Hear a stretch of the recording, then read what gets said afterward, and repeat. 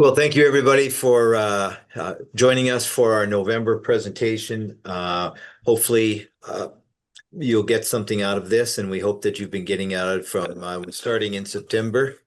And so we just thank you for your continued attention to what we're presenting.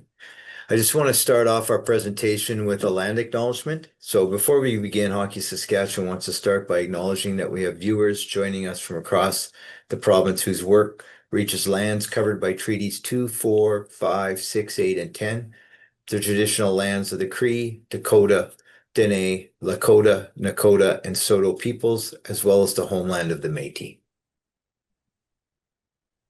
So we've got a number of items within our agenda, which is typical of the overall topics, but each of the staff will get into their areas and a little bit more detail within it.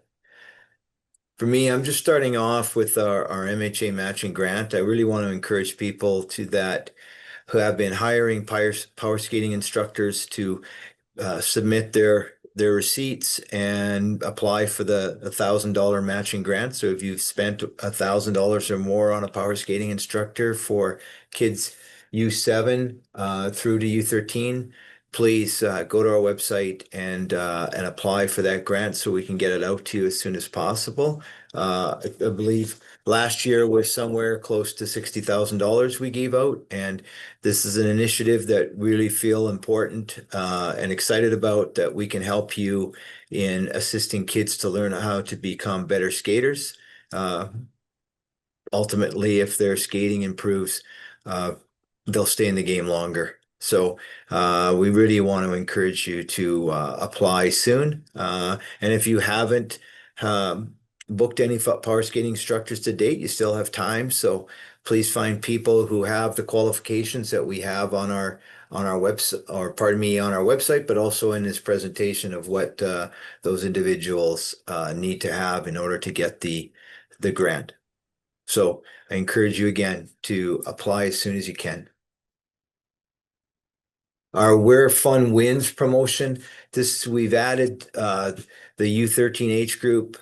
We've outlined this in the last couple of months, but really want to encourage parents and board members to direct parents to our Where Fun Wins page on our website. So all the appropriate age groups from U7 to U13, there's a lot of valuable information, not just for the parents, but also for coaches. So please visit our site, and those executives of associations that are watching this, please share that link to all the parents in your association. Okay, I'll pass it over to Faye. Hi there. I wanted to bring forward today a reminder and update on some of the education and team workshops that we have underway to offer the players in our organizations, and you can request these or book them in addition to what you're doing for on-ice skills and some of the great mental health initiatives and team building that we're already seeing that you have underway. So these were outlined in a recent email to all of the leaders across our association. So if you didn't get that, please reach out to me. I'll make sure it's in your hot little hands. First is taking a look at how we can equip our players to use smartphones in a meaningful and helpful way, how you may manage smartphone use in a team context to ensure that social media is positive and online conduct is helpful to your team and not hindering your performance, or a space where some not great discipline issues might be happening, especially as kids come up through the sport. They get to a certain age where this might be new to them, and I want to work with you in a tailored way to ensure that, depending on the size of your association, that you have the option to deliver this to your players, officials, all your athletes, kind of starting around that U13 and older age group. We also have heard from Brock McGillis, who had visited a number of you last season, and he is very interested in returning to Saskatchewan. He's booking that in a February timeline, so stay tuned and I'll send you some more information once he finalizes his agenda. His presentation is a very helpful team building presentation for maybe the older side of athletes, U15 and older. It's about inclusion. It's about meeting people where they're at and understanding our teammates in a context beyond on the field of play. And so he's made some very meaningful changes for our young players who are, in a maybe tough spot of life in that adolescent age range. And we'd love to see him visit your associations. We also have two workshops coming up on November 20th and December 2nd. It's the same workshop offered twice so that people have more of an opportunity to attend. We are really pushing this towards our under 15 players. U18 can also attend, but this is sort of the age group that we want our players and our officials to really be thinking about what leadership looks like, what being a good teammate looks like, moving beyond the scope of what our parents and guardians are guiding us through hockey and forging our own path. And this is a really, kind of quick workshop, easy to fit into your schedule, and really do some thinking about how, our players could be a good teammate to each other and start to develop those really important leadership skills, in the locker room as well as on the ice. And then finally, if you haven't already, this one is an easy one to sign up for, the 1616 Foundation. It's a self-led online learning where the folks who sign up get a weekly email that the coach can use as a talking point, families can use as a talking point, and have those quick sort of check-ins before practices as an example of, ensuring that our mental health and wellness is at the forefront throughout the season, not just sort of one-time training. So if you have questions about these trainings or others that are available with our focus on player training, by all means, reach out to me, and we want to see what can work for you and your association. And next, I also wanted to point out a new resource that we've offered this season that will continue to develop, which is a tournament host resource guide. Man, you all are hosting a lot of tournaments, which is great to see. And many of them are sometimes hosted by, volunteers who are doing it for the first time, or maybe, want to enhance tournament experiences you've had in the past. This is simply a resource hub where we've collected some of the things we've heard and some of the things we believe as best practices aligned with our values that you can, send to those team managers who are hosting a tournament or the leads in your associations, just as an extra resource. Even just the emergency response plan is a simple example that's in there that is a helpful tool that's sometimes overlooked. And so we want to make sure our volunteers are feeling well equipped so they can be proud of the tournaments they host and make the most of them. The Coach Association of Saskatchewan is offering Aboriginal coaching modules. We often get folks asking about this training, which is an in-person training by design.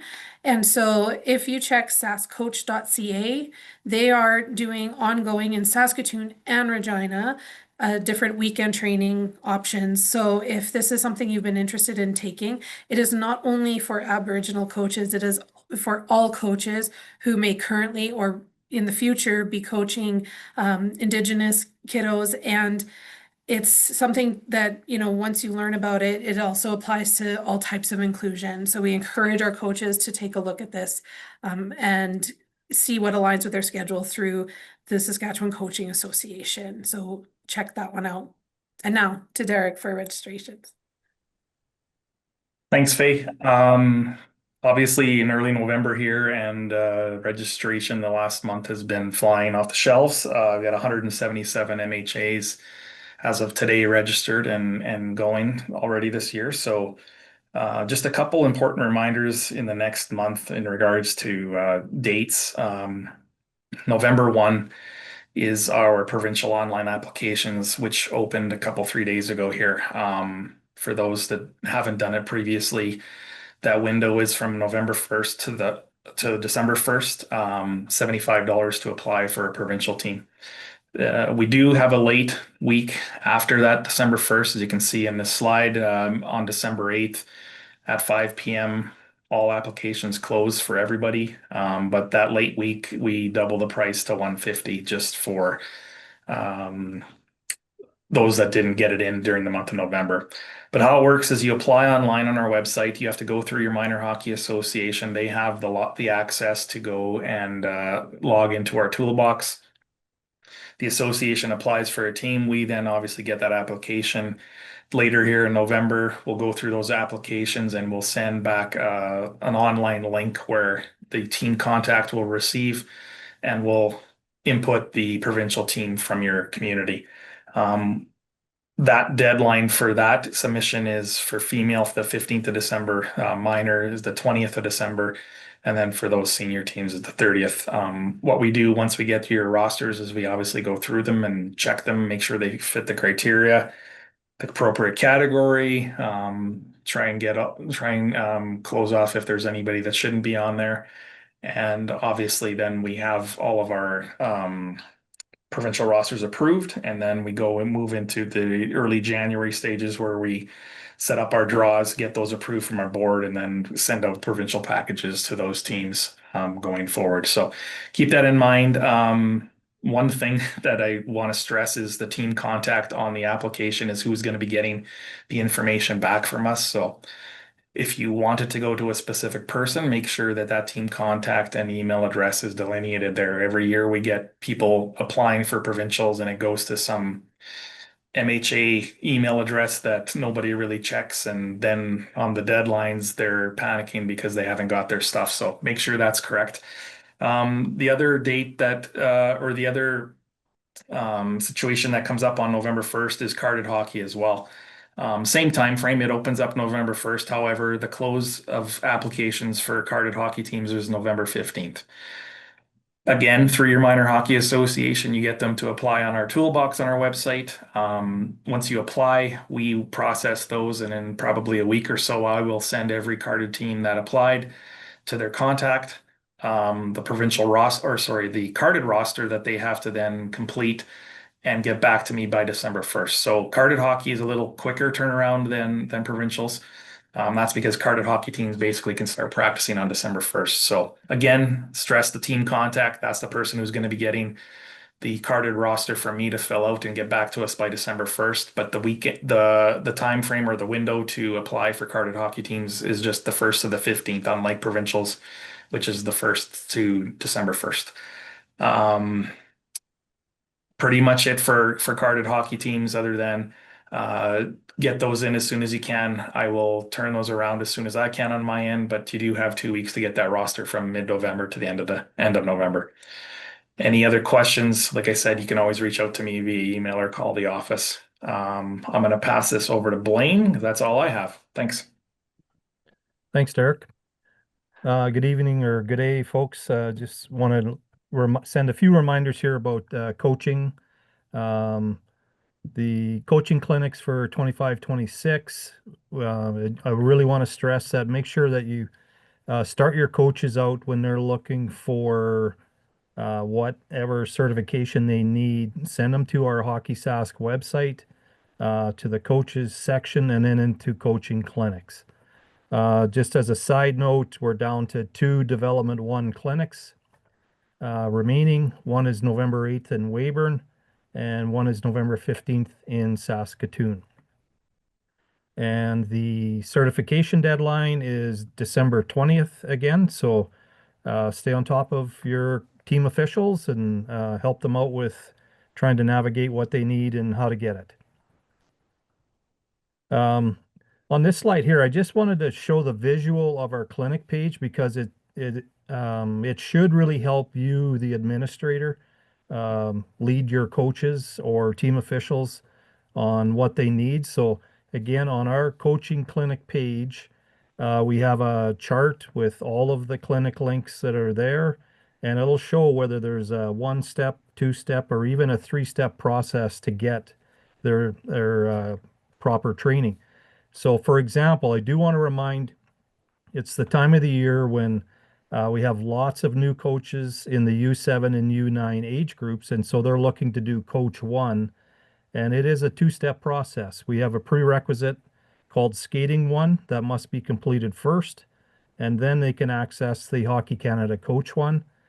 And for the U11 through U18 age groups that are looking to take the Coach 2, again, it has a 2-step process. So the Skills 1 is the prerequisite. And then again, when it's completed, they'll be able to access the Hockey Canada Coach 2.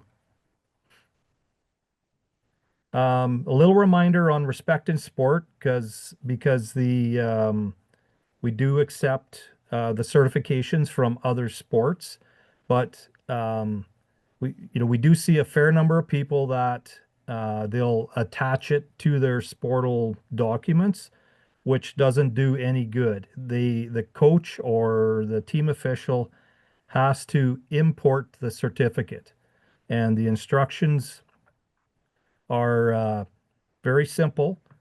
Just when they are looking to do that, they would come to our Respect in Sport page and follow the steps. And when they get to the Respect in Sport training site, one of the 4 options is already certified, import your certificate.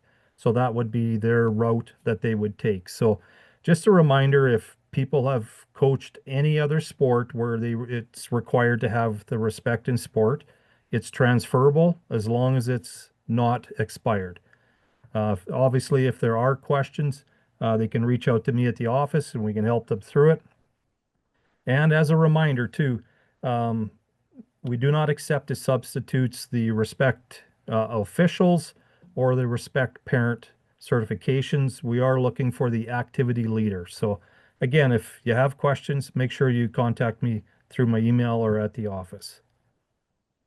It's that time of the year when associations are looking to try to figure out if they have some coaches behind or team officials behind in acquiring their certifications, and what's the easiest way to figure that out. So I'll be sharing after, will be next week, instructions on how to simplify that process for you. And just the certifications are basically in 2 categories, if you want to put it. Some are individual and some are a team certification. And what I mean by that, for example, individual certifications, Respect in Sport, Coach 1 or Coach 2 or Checking, Development 1 or High Performance 1. Those would what we would call individual certifications. There are 2 team certifications. One is safety and one is the goaltending. So, and that's why there'll be 2 types of instructions coming your way to help you work your way through it. The visual that we have here is for the individual one, and it's using the Hockey Canada registry. When you as a registrar log into the HCR and then you go into one of your teams, and on the top right corner of a team page, you'll see verify rules. You just click on that. It'll take you down to the bottom of the page and you go into the qualifications area. And anything that is green is in our example here is good. Anything that is the tan color, if you click on it, it'll open and it'll tell you who does not have in this case, the Coach 2 or the Hockey Canada Coach 2. So it's a very good tool for associations to use, but just a reminder, that one only checks the individual certifications. For the 2 team certifications, you do have to run a report through the HCR. Those instructions will be shared with you next week. Our mentorship program, the season started. We've got our individuals out. We do have areas in the province, though, that we are still looking for mentors. We've expanded the group that we support, so U7, U9, and U11. So just dig around in your minor hockey association. If you've got a good candidate that you think would like to work with new coaches, forward their name to us, and then we can get the process rolling just to get them up to speed and if they have any questions on how it works. So by all means, look around in your association. I'm sure there's a candidate in every minor hockey association that we have in the province. And coaching webinars. So we launched these this year just to add a layer of support for coaches because of everything is in an online learning environment, and we wanted the ability for coaches to be able to ask some questions. So we're running a practice planning session with Bob Braybrook on November 12th at 8 p.m. We are doing a female coaches only planning practice and how it fits in your season with Robin Ulrich on November 17th at 8 p.m. And then we have a small area games presentation with Dean Seymour November 18th at 8 p.m. The link to register for all of these, as you can see, is right on our clinic page. And that green chart that I showed you previously, it would be at the bottom of that green chart. And at this moment, we'll turn things over to our manager of officiating, Trent Say. Thanks, Blaine. Hi, everybody. Similar to the coaching side of things, obviously this time of year is big for certification and registration for officials. Going through the link there on our website to the registration lays out the steps in the order that they need to be completed.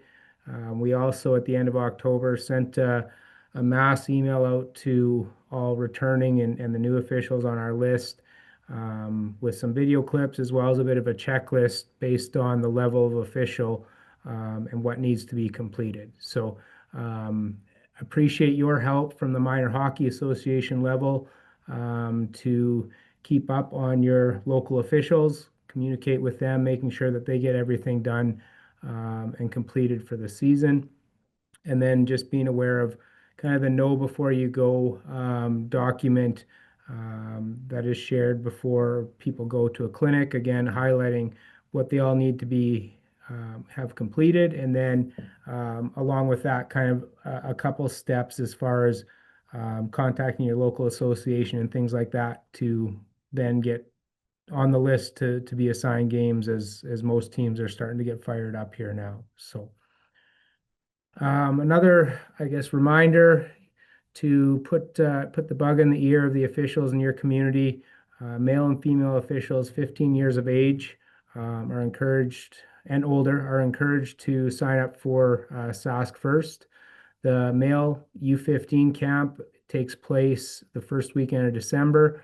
So deadline for that is coming up here to get on the list. We split the officials into a north and south camp, give them a lot of really good coaching and feedback, give them opportunities maybe to be added to new leagues and again, just a really good development opportunity for the officials to take advantage of and get some of that extra coaching and development that they might need with their officiating.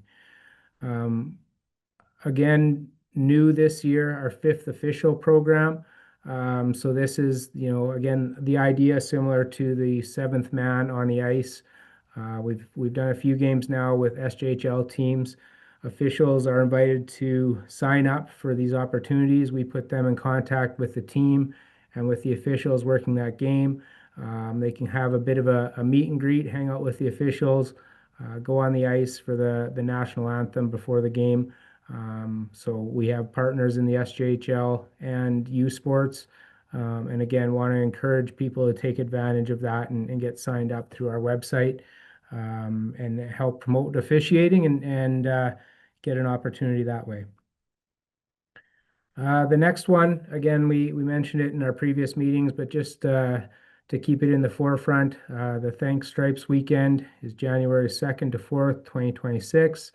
At this event, we really look for you guys locally to promote, encourage, support your officials in your community, whether that's through vouchers at the canteen or social media presentations or some gifts or even just pregame announcements, things like that. It's a really good opportunity just to show the appreciation for the officials.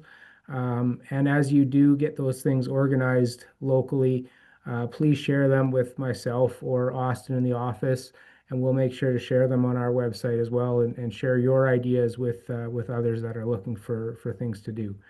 And then just the last thing, tying in kind of with development and coaching of officials, we are introducing our officiating buddy program this year, which essentially partners up a senior experienced high performance official with our level ones, our younger officials, who are maybe looking for more support, or just even locally, maybe there isn't a lot of senior officials or a referee in chief to help them out.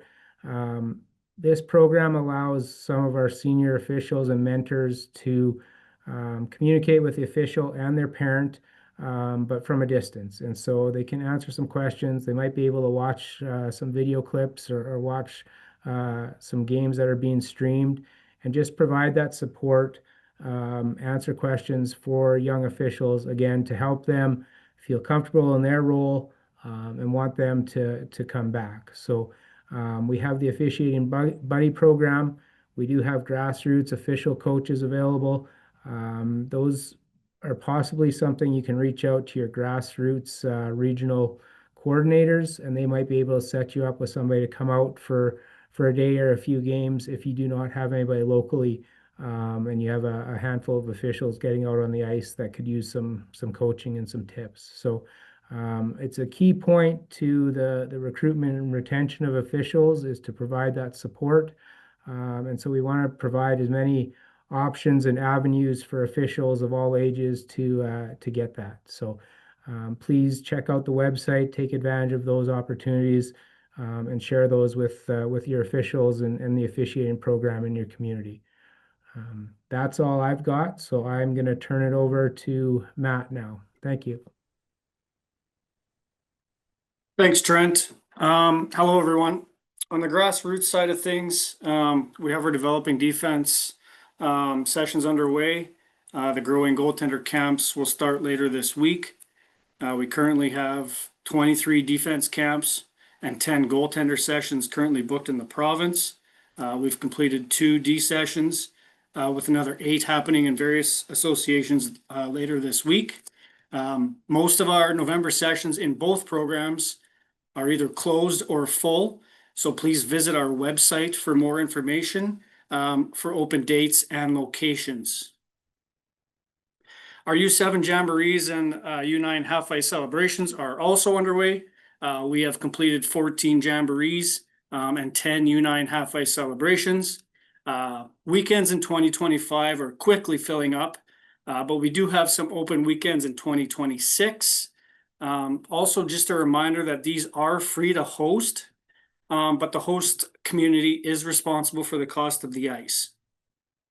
If your community is interested in hosting either of these programs, please contact your minor hockey president, or visit our website to access the request to host forms, or you can feel free to send me an email to book your date. U9 and U11 female festivals, registrations are also open. We have completed one of them. Unfortunately, the one in November in Arcola, we had to cancel due to limited number of registrations. Our next female festival will be in Wolseley, December 13th and 14th. There is a $135 registration fee to attend a female festival. Male U11 Combine. This is our new spring program that will start in the spring of 2026. The cost of this program will be $125 per player. Registration for this program will open January 23rd, 2026. Moving on to our second new program, the U13 Male Prospects. This program mirrors the Female Futures program. So it is 2 weekends with a camp and a tournament. Registration for this program will open on January 7th, 2026. For both of these new ones, please stay tuned to our website and our social media channels for more information on either of these. I believe that's all for me. I will now pass it back to Kelly. Thanks, Matt. I'm sitting in for Joel, who's at the National Under-18 Women's Championship in Newfoundland. So you can see over the next couple of slides, dates and locations of SAS First programming. All the registration portals are open for people to register. The first event is December 5th to 7th for our male U15 program with the camps in Lumsden and Aberdeen, and those are open to all 2011 born male U15 players. So, and then another camp that's really important for all potential para hockey players or people that want to get involved in para hockey. We have a provincial camp in Outlook on December 14th. We hope to get enough people out to form a provincial team to attend a national championship later in May of 2026. So on now, I guess I'll keep going. Our Saskatchewan Hockey Hall of Fame. Uh, I really I want to encourage people to take a look at our website for it. Uh, Outlines of all the people that have been inducted over the past 15, 16 years that the hall has been open. If you are traveling through Swift Current or to Swift Current, please feel free to visit it at the iPlex in Saskatoon or pardon me, in Swift Current. Uh, it's really a hidden little gem, and it's something that really recognizes all the people, players, builders, teams that have contributed to our game. We will be having an induction dinner next year. We'll be announcing that in the new year where that is. But in the meantime, if there are people, players, builders, volunteers, grassroots people, officials, teams that you feel are worthy to be inducted into the Hall of Fame, you can visit our Hall of Fame website and fill out a nomination form and at any time and send it in to us. We're always looking for more and more nominations of people. You'd be very surprised of really qualified people who haven't been nominated yet. So please consider nominating people that you are aware of. Hockey Day in Saskatchewan, our 18th edition is heading to Zone 3 in January 2026. We'll have an announcement soon of where that is. It's on January 17th is where we really want all associations across the country to celebrate Hockey Day in Saskatchewan. And you know what makes it really unique for us is wherever we host it, they're raising money for either the build of a new arena or renovations of a new one. So it's really been a real boost to the community over the last number of years, and it really galvanizes the community and brings all the volunteers together for one common cause and makes the rink the vocal point for a weekend. So really encourage people to celebrate it in your community, and people who are in Zone 7, we're coming there in 2027 of January. So by March 2026, we'll be asking for applications. So if you've got an arena project of some kind, please consider putting in an application in March. I'm going to pass it over to Joe now. Thanks, Kelly, and hello, folks. Moving right along here, we got the Sauce Milk program for those that are hosting any cross ice jamborees. This is for the under 7 participants. If you're hosting or planning to host cross ice jamborees, just want to make you aware that we have a partnership with Sauce Milk. And with that partnership, we encourage you to purchase up to $100 in dairy products, in which Sauce Milk will reimburse the association for. Just be sure to hold on to those receipts because you'll need those for a little bit of a post-event follow-up. So if you want to just let your host group or host person who's running the Jamboree know, hold on to that receipt, and we'll give you a follow-up form to submit that receipt. And perhaps you can send along a few pictures so we can share that with our partners and with social media. Another topic I wanted to bring up was our YouTube channel. I think it's a little known fact that we have a YouTube channel, and it has a ton of resources on there, a ton of archives, all the way from Hall of Fame to officiating videos to the Where Fun Wins videos. It also contains our Around the Rink episodes, which come out every 2 weeks. So throughout the season, we'll touch on topics as we go through, and you can catch them all there or our social media channels. So be sure to check that out just by searching Hockey Saskatchewan, or we have the link just down below there. Last but not least, I just want to make everyone aware that we do have an online store. Through our online store, we sell our game sheets and the coaching and the ref crest, sorry. So 2 very popular items, especially during this time of year. So be sure to check that out. But along with that, we got a lot of merchandise in terms of clothing. So Team Saskatchewan clothing, Sask First clothing, and that sort of thing to kind of get outfitted for the hockey season. So www.hockeysask.ca/shop to get there. That's all I have, Kelly. I'll turn it back to you. All right, thanks, everybody. That's puts a wrap on our presentation for November. We look forward to December. Hope everyone keeps safe in travels during the beginning of the hockey season here. And we thank you for paying attention. If you have any questions, we got information there. You can call us, visit our website. If it's specific to any one of us, you can email us. Thanks. Take care, everyone. Bye.